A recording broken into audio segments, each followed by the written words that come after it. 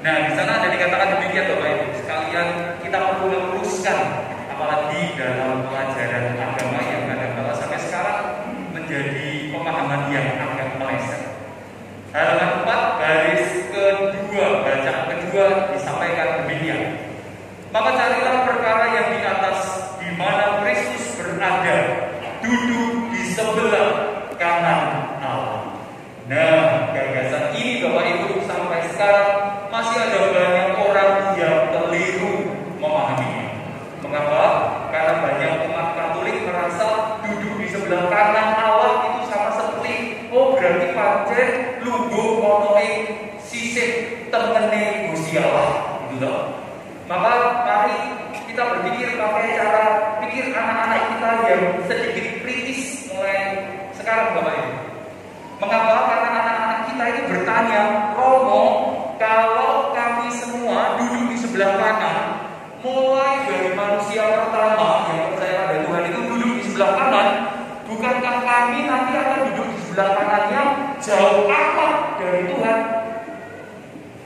Maka saya lebih pilih duduk di sebelah kiri, tetapi masih kosong kursinya. Itu nalar anak-anak sekarang Bapak Ibu. Maka kalau demikian Bapak Ibu, maka gagasannya perlu kita ubah. Duduk di sebelah, bukan di dua, perlu kita luruskan kembali. Duduk di sebelah kanan Allah itu tidak berarti duduk di kursi sebelah kanannya Tuhan. Nanti anak-anak kalau dua bapak kalian mengajarkan duduk di sebelah kanan itu kursi di sebelah kanan, salahkan ya hukum ya, karena itu memang salah. Saya lebih baik duduk di sebelah kiri tetapi mepet Tuhan daripada sebelah kanan tapi jauh dari Tuhan. Karena semua orang rebutan sebelah kanan. Maka gagasan sebelah kanan Bapak Ibu para saudari dan saudara, karena kita bangkit pada perayaan Paskah hari ini, kita diingatkan, yuk kita jadi orang-orang kepercayaan Tuhan. Itu gagasan yang ingin dikatakan di balik kata sebelah kanan. Mari kita jadi orang-orang yang dipercaya. Mari kita jadi orang-orang yang dikasihi Tuhan. Mari kita menjadi anak-anak yang dicintainya. Itu gagasan yang ingin disampaikan kalau kita membaca bacaan surat Rasul Paulus kepada umat di Kolose. Kalau kita bangkit pada perayaan Paskah ini, maka ajakannya adalah yuk kita semua jadi anak-anak yang dikasihi, anak-anak yang dipercaya, orang-orang yang punya tanggung jawab besar. Nah, sekarang pertanyaannya pasti akan muncul seperti ini. Romo, menjadi orang yang dicintai Tuhan itu syaratnya seperti apa? Atau apa yang harus dilakukan? Nah, jawabannya ada di halaman 3. Bacaan dari Kisah Para Rasul di baris yang ketiga. Di sana dikatakan 2, mulai dari yang kedua. Di sana dikatakan, kalau kita ingin dipercaya oleh Tuhan, kalau kita ingin menjadi anak-anak yang dicintai oleh Tuhan, apa yang perlu kita lakukan? Cuma 2, tidak banyak, cuma 2. Apa itu? Yesus itulah yang berjalan berkeliling sambil berbuat baik. Maka kalau kita ingin dicintai oleh Tuhan, ingin menjadi anak-anak kepercayaan Tuhan, syaratnya ayo dong seneng dolan. Ya kan? Bacanya jelas, berjalan berkeliling. Nah, mari kita semua seneng dolan. Nek dolan ono tujuannya. Tujuannya apa? Dolan untuk berbuat baik. Orang mau dolanan kanggo awake dhewe. Maka itu gagasannya. Itu yang pertama. Kalau kita ingin menjadi anak yang dicintai Tuhan, untuk menjadi orang-orang yang dipercaya oleh Tuhan, maka mari kita yang pertama senang dolan untuk melakukan pekerjaan-pekerjaan baik kepada orang-orang yang dijumpai. Nah, pekerjaan baiknya apa? Saya punya contoh Bapak Ibu. Bocah-bocah seneng. Orang bocah-bocah ini ibu-ibu dewa yo seneng. Iki rombongan yo seneng. Maka nanti kalau kalian menerima bingkisannya, ini contoh berkeliling berbuat baik. Nanti yang paling kalian senangi harus kalian ikhlaskan, berikan kepada yang lain. Gitu ya. Itu berbuat baik. Karena jelas semuanya senang itu, maka nanti yang tidak dapat bingkisan di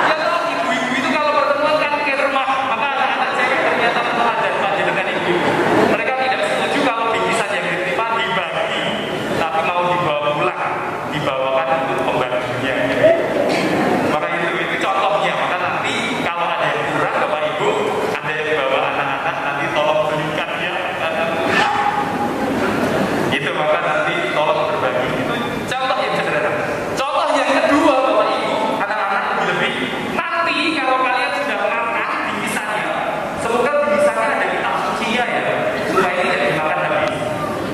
Tahun depan tolong bingkisannya kita cuci dengan yang lain, karena kita anak Allah, maka yang kita makan bukan roti, bukan daging, tetapi sabda Tuhan, gitu ya. Tahun depan bingkisannya kita cuci. Jelas ya? Siapa yang memberikan? Bapak Ibu yang hadir di sini. Setuju ya? Maka nanti kalau kalian sudah buka bingkisannya, ada makanan yang ada kemasannya, tolong kemasannya jangan dibuang, disesel-seselke di antara tanaman. Setuju ya? Jangan disesel-seselke di antara tanaman. Mengapa? Karena di depan garasi pasturan itu banyak bungkus makanan. Orang mungkin nek dahan simbah kalian, tidak mungkin. Pasti anak-anak kecil. Wong bangsane krekes kok mbah-mbah kan pasti ya. Maka nanti kalau kalian buka makanannya jangan buang di tanaman. Tetapi tolong masukkan ke saku baju kalian kalau punya saku. Kalau tidak, berikan kepada papa mama kalian supaya dibawa pulang. Sampah kalian tanggung jawab kalian sendiri. Amin ya. Nah, berkeliling berbuat baik. Jangan sampai kita ke gereja buang sampahnya di gereja. Itu ya. Besok-besok ke depan sampah di gereja tempat sampahnya sudah tidak ada lagi. Maka setiap orang yang menyampah bawa sampahnya pulang, buang ke rumah kalian sendiri-sendiri. Gitu ya. Atau kalau kalian anak-anak yang cerdas, besok kalau diberi makanan ada bungkusnya, bilang pada yang memberi, tolong beri kami makanan tanpa bungkus, gitu ya. Itu lebih baik lagi. Amin ya. Itu contoh-contoh sederhana Bapak Ibu. Mari kita jadi anak-anak Allah, kesayangan Allah ketika kita berkeliling sambil berbuat baik. Maka hati-hati kalau putra-putri panjenengan selama misa berkeliling di sini, jangan-jangan dia bisa berbuat baik atau berbuat yang tidak baik. Contohnya berbuat tidak baik, tendang kucing, bedoli tanduran, itu Bapak Ibu. Maka buat gunduk pasir lagi itu Bapak Ibu. Memasukkan sampah ke peresapan air, itu Bapak Ibu. Maka Bapak Ibu harus hati-hati dengan setiap anak yang keliling di halaman gereja. Nanti dilihat berbuat baik atau sebaliknya. Itu yang pertama. Mari kita menjadi anak-anak Tuhan yang dicintai, yang dipercaya ketika kita berani berkeliling dan berbuat baik. Lalu yang kedua, Bapak Ibu, para saudari dan saudara, ia menyembuhkan semua orang yang dikuasai iblis. Cek di HP Anda masing-masing yang bawa HP. Kata iblis itu katanya, arti sesungguhnya itu adalah sang penggoda. Maka kita pernah ingat Tuhan Yesus mengatakan pada Petrus, minggato iblis, pergilah iblis, gitu kan? Karena pergilah penggoda. Maka bagasinya, maka Bapak Ibu, para saudari dan saudara, kalau kita ingin jadi anak Tuhan yang dikasihi, anak Tuhan yang dipercaya, maka jangan suka godonya. Dan ya, maka jangan suka menggoda. Yang cantik jangan suka menggoda. Yang cakep jangan suka menggoda. Yang punya duit banyak jangan suka menggoda. Yang apa-apa jangan suka menggoda. Gitu ya. Maka itu gagasannya. Dua saja untuk menjadi anak Allah yang terpercaya, untuk menjadi anak Allah yang dikasih. Ojo seneng godo. Maka kalau ada yang poso, ini kan saudari-saudara kita Muslim sedang berpuasa. Minggu mereka tidak minggu berpuasa, maka nanti anak-anak makannya jangan di dalam, makannya di rumah. Itu ya, itu jangan suka goda. Maka ibu-ibu juga kadang-kala kalau di gereja, remaja-remaja putri, cewek-cewek kadang-kala di gereja-gereja kan diingatkan loh, jangan suka ke gereja pakai rok mini, gitu kan? Nah, itu tidak anak Tuhan yang terkasih karena menggoda pastornya. Iya, kalau teman yang lain kan tidak tergoda, kalau pastornya mungkin tergoda, kecuali yang pakai UPMC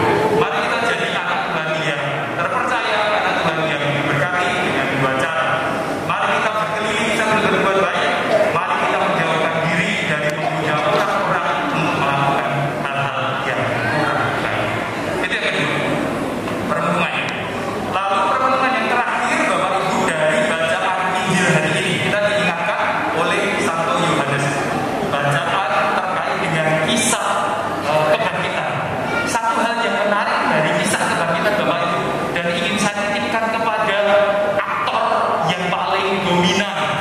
Tadi dikatakan yang nyekseni kubur kosong pertama kali itu tidak laki-laki, tetapi perempuan, ibu-ibu.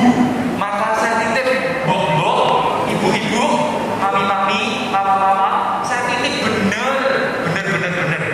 Maka ajarkanlah putra-putri panjenengan, antarlah anak-anak panjenengan untuk sampai pengalaman akan Tuhan. Sama seperti Maria Magdalena dan Maria yang lain yang tidak ditulis di sini, membawa kabar kebangkitan kepada Petrus dan Yohanes dan murid-murid yang lain. Mungkin kalau perempuan itu tidak ada yang beriman. Kalau menurut bacaan Yohanes ini, maka titip ya ibu-ibu, saya suster dan punya anak ini, maka punya tanggung jawab. Maka ibu-ibu atau yang bercita-cita punya anak, siapa yang cewek-cewek yang belum menikah dan ingin menikah, angkat tangan. Oh, cuma satu, yang lain enggak. 3 petugas dari Timotius tidak bercita-cita punya anak. Nah, yang lain enggak punya ya. Oh, ada satu lagi. Maka yang ingin punya anak titip ya, titip dulu. Jadi bawalah putra-putri Anda, suami Anda, keluarga Anda untuk mengenali kehadiran Tuhan dalam hidupnya. Saya titipkan itu untuk Anda lebih-lebih. Nih, semoga ini tidak kemudian menjadi pembenaran kamu bapak-bapak.